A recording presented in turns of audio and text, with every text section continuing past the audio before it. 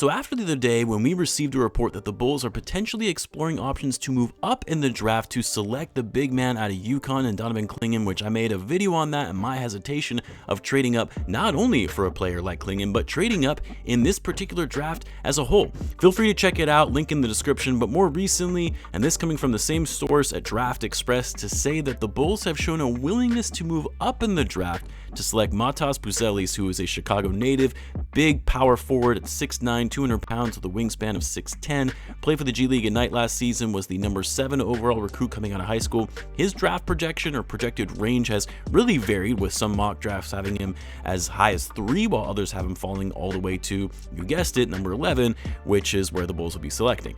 Now, of course, we don't know how true this report is, but evidently the Bulls have done a private workout with him in LA, which would tell you there is interest there. Of course, there is the Chicago connection with him being from the area, and, which I think is less important, but something to note, Buzelis is also Lithuanian, which of course AK is as well. But either way, I have some thoughts I wanted to share. So what's going on, everyone? You're listening to Bulls Central here. Hope you're all doing well.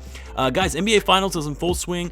How about Game 1 the other night? My prediction for the Mavs winning in 6 now is not looking so great with the way the Celtics dominated that game. But the reason I bring it up is because it's one of your last chances to get in on the action at Underdog Fantasy and their updated killer offer, where you can get up to $250 upon your first deposit, as well as a free pick in the lobby when you sign up to improve your chances of hitting on your NBA pick'ems. They're going to have pick'ems for every finals game where you can pick higher or lower on most player stats and win up to 100 times your money for every game. So check it out. Link to the site and the code is in the description if you're interested.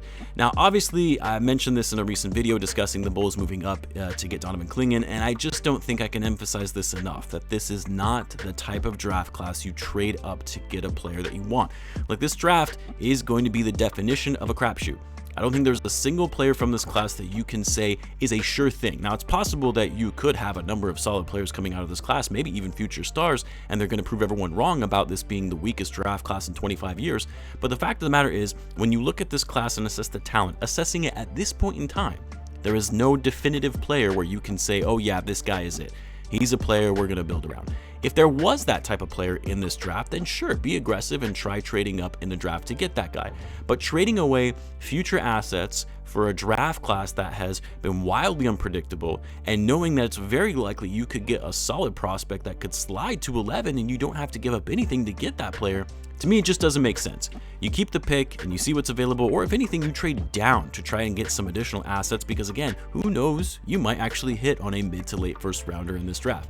Like, there was a recent report that came out that Ron Holland is sliding big time in draft positioning, going from being a top 5 pick, the number 2 overall recruit in his high school class. They're saying it's very possible he falls out of the lottery and could go as late as 17.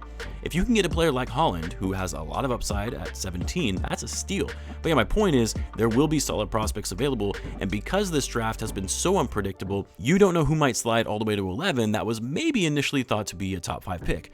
All that said, though, I do find Buzelis to be much more intriguing of a prospect than Donovan Clingan. Because Clingan's draft projection is expected to be higher, some saying he might go as high as the number 1 or number 2 pick, you would likely have to give up more to trade up in the draft to get Clingan than you would otherwise need to give up for Buzelis. Because Buzelis isn't going to be top 3, Clingan, I would say there's an 80% chance that he does go top 3. Now again, it all depends on what you would have to trade to move up to get Matas Buzelis, even if it means moving up just a few spots. Like, if it's trading a future first round pick to move up, no, forget about it. Not worth it, especially when the Bulls need all the draft picks they can get, since they currently own their next year's first round pick to the Spurs.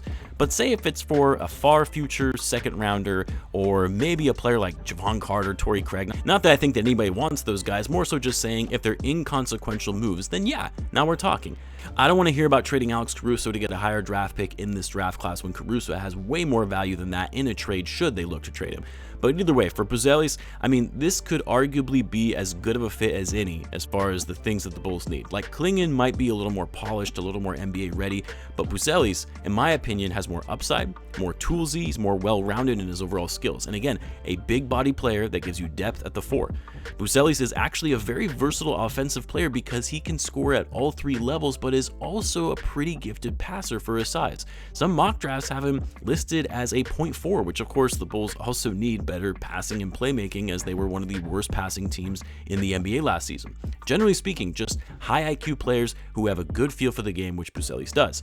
Buzelis can also create for himself, which we've talked about before. The Bulls need more shot creators outside of just DeMar DeRozan and sometimes Coby White. I would say the biggest concern coming into the league for Matas Buzelis is his shooting, because he actually shot the ball incredibly well from 3 in high school at over 40%, and that was one of the things that made him stood out to most scouts as a senior, was his ability to spread the floor, be that stretch four that can also play make, which is obviously something that is so highly coveted in the NBA. But in his time on the G League, he shot the 3-ball very poorly at just 27%. And of course, that 3-point line is only going to be moving back even further for him from his days in high school. So there are a lot of question marks on whether his upside as a shooter will carry over into the NBA, because the last thing we need is another big to shoot below 30% from deep like we saw with Nikola Vucevic. Unlike Vuce though, he's pretty athletic. He's quick, agile, he's great at running the floor in transition, which is music to the Bulls' ears given they need to improve their overall pace and fast break play.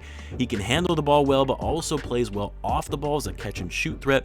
I would say his biggest downsides are primarily his defense. He's a decent off-ball defender, like he has good instincts when it comes to playing help defense, but one-on-one, playing on-ball defense, not so much. Isn't the best at getting through screens. He often gets beat off the dribble by quicker players, as his lateral quickness isn't quite there. So yeah, the Bulls would need to figure out their defensive woes, especially if they're going to play Buzelis next to Vucevic. I think the other thing is what would happen with Patrick Williams and his role?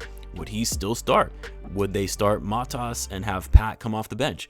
Maybe they move Pat to the 3 like we saw in his rookie season and have DeMar slide to the 2 if they do in fact trade Zach Lavine. Or maybe DeMar walks and Pat plays the 3, and in that instance, I'm not really sure. All I know is Buzelis is an intriguing prospect. Both The Ringer and ESPN have said it's very possible he could end up being the best player in this draft class when all is said and done. He's not going to be NBA ready like some of the other guys from this class. He would be a project player, which you would think the Bulls might not be interested in, but at the same time, they did draft Julian Phillips, Dalen Terry, players they knew were not going to be ready and needed to be developed as raw prospects, so who knows.